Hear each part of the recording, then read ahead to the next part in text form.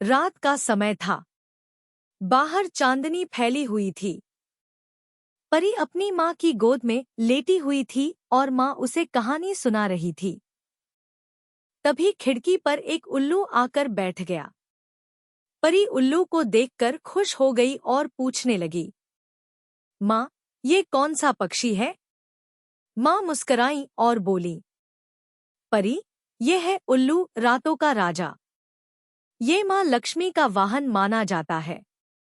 ये अंधेरे में भी साफ देख सकता है और चुपचाप शिकार करता है।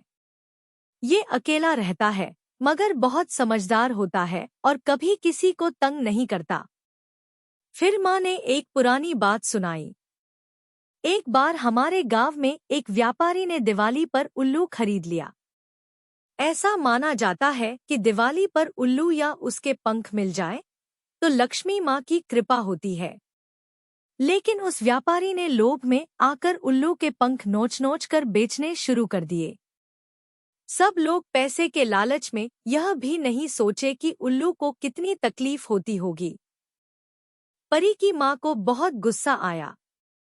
उन्होंने उल्लू को बचाने की ठानी। रात को वे व्यापारी के घर गईं। लेकिन बाहर दो चौकीदार खड़े थे। माँ ने एक तरकीब निकाली। उन्होंने पीछे बहुत सारे बर्तन फेंक दिए।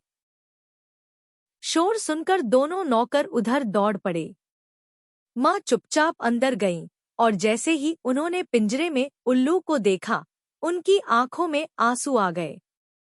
उन्होंने पिंजरा खोला और उल्लू फौरन उड़ गया।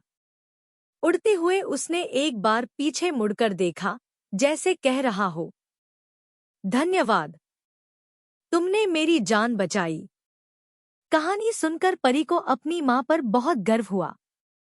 माँ ने उसे सिखाया, हमें हर जीव की रक्षा करनी चाहिए।